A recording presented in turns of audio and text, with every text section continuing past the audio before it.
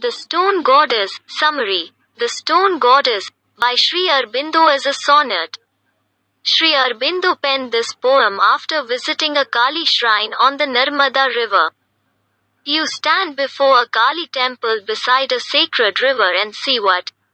A sculpture, a gracious piece of architecture.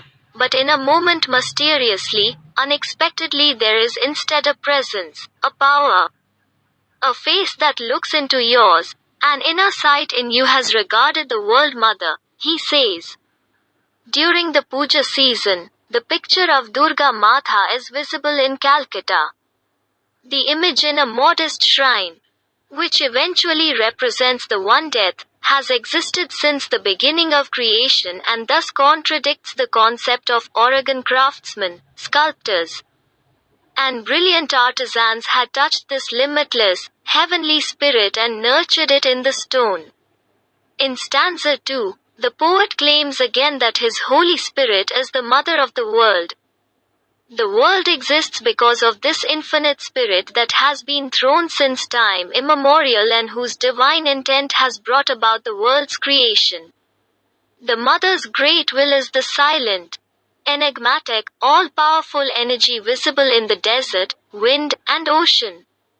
In stanza 3, the poet returns to the farm where the heavenly spirit has now gained the stone goddess as the ideal or perfect. It was created by man, who imagined his divine notion into a physical form.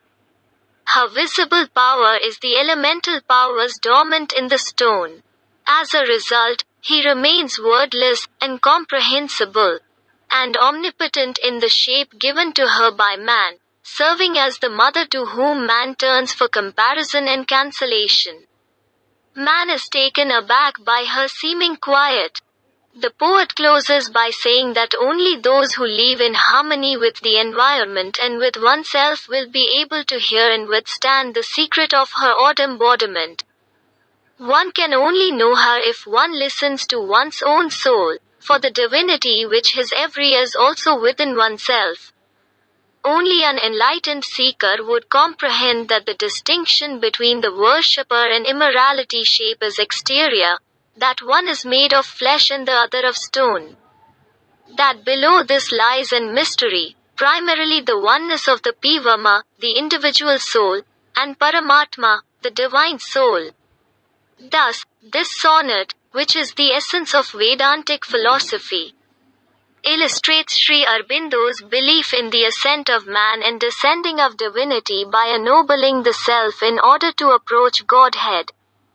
Poetry was a technique of meditation or ohinamatra for Sri Aurobindo, and he used the English language successfully to meet his mystic needs.